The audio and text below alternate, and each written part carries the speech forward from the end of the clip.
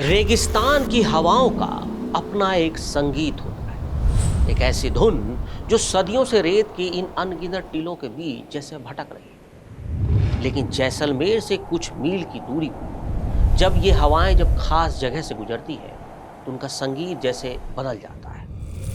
वो हवा जो पूरे थार के मरुस्थल में आजादी से गाती है, यहाँ आकर जैसे अचानक सहम जाती है, भारी हो जाती हैं और एक अजीब सी चीख में बदल जाती है।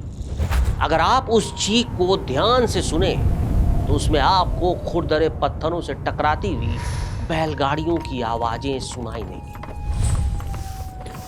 औरतों की दबी हुई सिसकियां सुनाई देंगी और उन दरवाजों के चरमराने की आवाज सुनाई देगी जो एक रात अचानक खुले और फिर कभी बंद नहीं। ये कुलधरा है।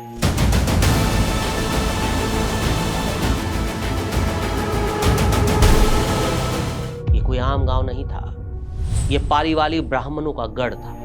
पालीवाल जो सिर्फ पूजा पाठ करने वाले ब्राह्मण नहीं थे, बल्कि इस बेतरतीब और बेरहम रेगिस्तान में जिंदगी उगाने वाले जादूगर थे। कुलधरा सिर्फ एक गांव नहीं था, एक रियासत जैसी हैसियत रखता था। लेकिन वो कहते हैं ना, जब कोई इमारत बहुत खूबसूरत बनने लगती है तो सबसे पहले उस पर किसी अपनी की ही बुरी नजर पड़ती है। और कुलधरा के मामले में वो बुरी नजर किसी और की नहीं बल्कि जैसलमेर के रियासत के दीवान की थी। नाम था सालम सिंह। उसकी नजरें कुलधरा के मुखिया की बेटी पर पड़ गई। उसने मुखिया के पास पैगाम भेजा।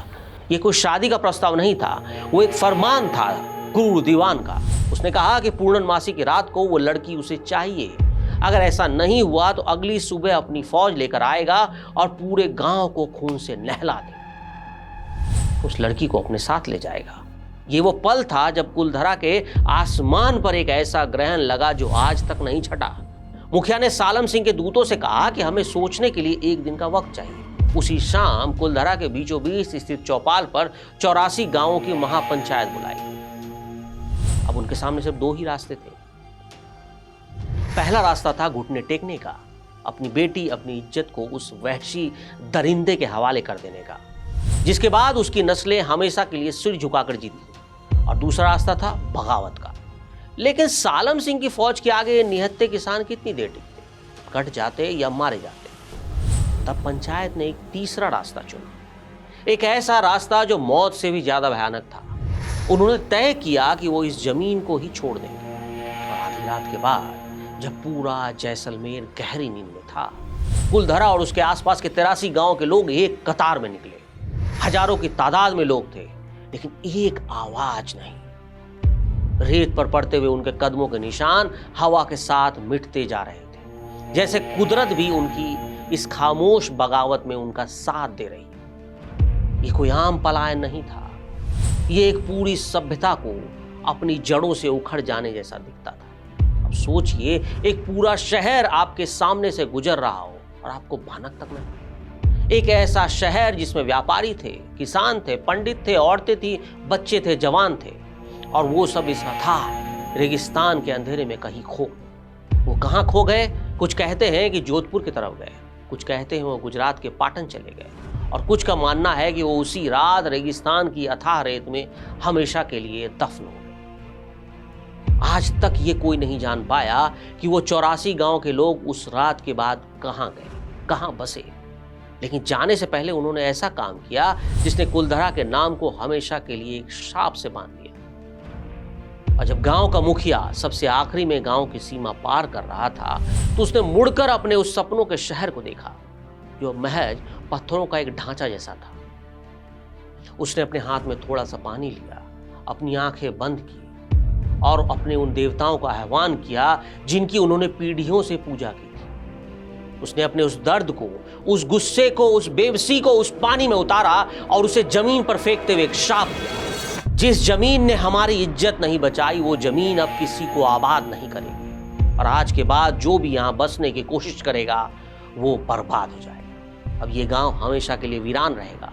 ये उस मुखिया के शब्द थे, और वो शाप एक पिता के टूटे हुए दिल से निकला था, एक ऐसे इंसान की रूह से निकला था जिसका सब कुछ लुट चुका था। और वो शाप उस रात की हवाओं में घुल गया और कुलधरा की मिट्टी का हिस्सा बन गया पूरे समय के लिए। और अब मैं आपको उसी सवाल पर वापस ले चलता हूं जो मैंने शुरुआत में छोड़ा था। उस लड़की का क्या हुआ जिसे सालम सिंह अपना बनाना चाहता था, जिस लड़की के लिए पूरी कुर्बानी रची गई, जो कहानियां दबी जबान में जैसलमेर के पुराने बाशिंदे आज भी सुनाते हैं। उनके मुताबिक वो लड़की कभी कुलधरा से बाहर नहीं जा पाई। कुछ लोग ये कहानियां बताते हैं कि उसने खुद को बचाने और अपने गांव के इस पलायन को रोकने के लिए उस रात जहर खा लिया था। उसका बेजान शरीर उसी गांव के किसी गुप्त तहखाने में दफना दिया गया, इस उम्मीद में कि शायद उसकी मौत की खबर सुनकर सालम सिंह गांव वाले को बख्श दे। लेकिन मुखिया जानता था कि सालम सिंह एक दरिंदा है, वो लाश पर अपनी हुक्म चलाएगा। इसलिए उस लड़की को दफनाने के बावजूद उन्होंने गांव छोड़ दिया। अब कहते हैं कि कुलधरा में आज भी जो एक उदासी छाई है, जो सन्नाटा है, उस लड़की की रुकी हुई सांसें हैं, वो आज भी वही हैं, उसी हवा में घुली हुई, अपने घर के उसी आंगन में इंतजार कर रही हैं जहां वो कभी खेला करती थी। अगली सुबह क्या हुआ?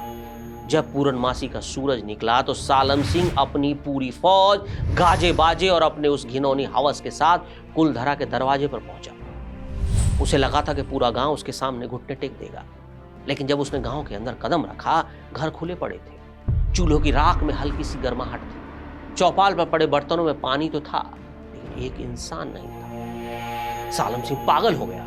उसने अपनी फौज को चारों तरफ दौड़ाया, 83 गांव में अपने घोड़े भेजे, लेकिन उसे एक परिंदा भी नहीं मिला। वो दौलत जो पालीवाल जमीन में गाड़ गए थे, सालम सिंह उसे खोदने के लिए पूरे गांव को उसने तहस नहस करवा दिया। उसने घरों की छतें गिरवा दी, दीवारें तोड़ दी, आंगन खोद डाले, लेकिन उसे वो सोना नहीं मिला।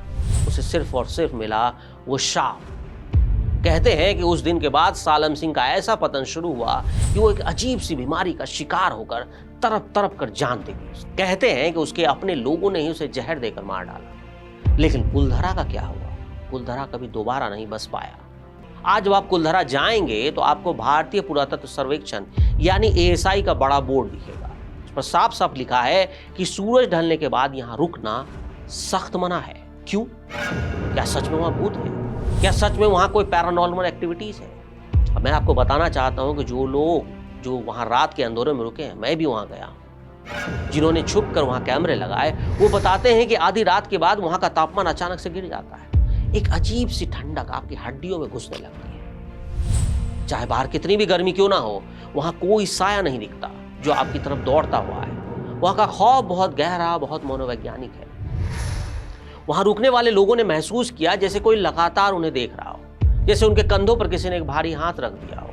कभी कभी जब हवा बिल्कुल बंद होती है, तब पास के मंदिर की सीढ़ियों से चूड़ियों के खनकने की हल्की सी आवाज सुनाई देती है, ये लोग कहते हैं। हालांकि कुछ साल पहले सरकार ने कोशिश की थी कि कुलधरा को फिर से बसाया जाए, यहाँ पर्यटन के लिए कुछ कॉटेज बनाए जाए, लेकिन जो भी मजदूर यहाँ काम करने आए वो 2 दिन से ज्यादा नहीं टिक पाए। इसलिए आज कुलधरा सिर्फ एक घोस्ट टाउन है, एक खंडहर। लेकिन जब आप इन खंडहरों के बीच चलेंगे, आपको वहां सिर्फ पत्थर नहीं दिखाई देंगे।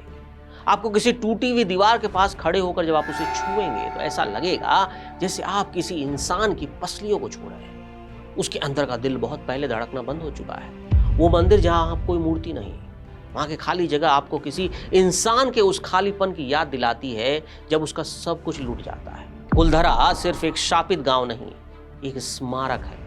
एक ऐसा स्मारक जो इंसान के स्वाभिमान, उसके जमीर और एक तानाशाह के अहंकार के बीच भी उस जंग की गवाही देता है, जिसमें जीत किसी की नहीं हुई, लेकिन हार इंसानियत की हुई। अब कुलधरा का सूरज ढल रहा है।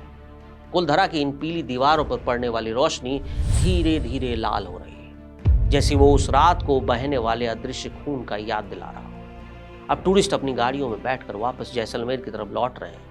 गार्ड लोगों को वहां से हटा रहा है, गेट बंद करने की तैयारी हो रही है और कुछ ही मिनटों में यहाँ का आखिरी इंसान भी चला जाएगा, मैं भी चला जाऊंगा और फिर शुरू होगा कुलधरा का अपना वक्त, वो वक्त जो 200 सालों से यहाँ रुका है। अंधेरा जैसे जैसे गहराएगा, ये टूटे हुए घर अपने आप पूरे होने लगेंगे। वो सन्नाटा फिर से उस संगीत में बदल जाएगा जिसे सिर्फ ये रेगिस्तान समझता है। वो खौफ फिर से इन गलियों में पहरा देने लगेगा और फिर वो लड़की जिसके बारे में इतिहास खामोश है, शायद आज रात फिर से उसी आंगन में आकर खड़ी हो। उस शाप को दोहराने के लिए जो उसने और उसके पिता ने इस जमीन को दिया था। यह है कुलधरा।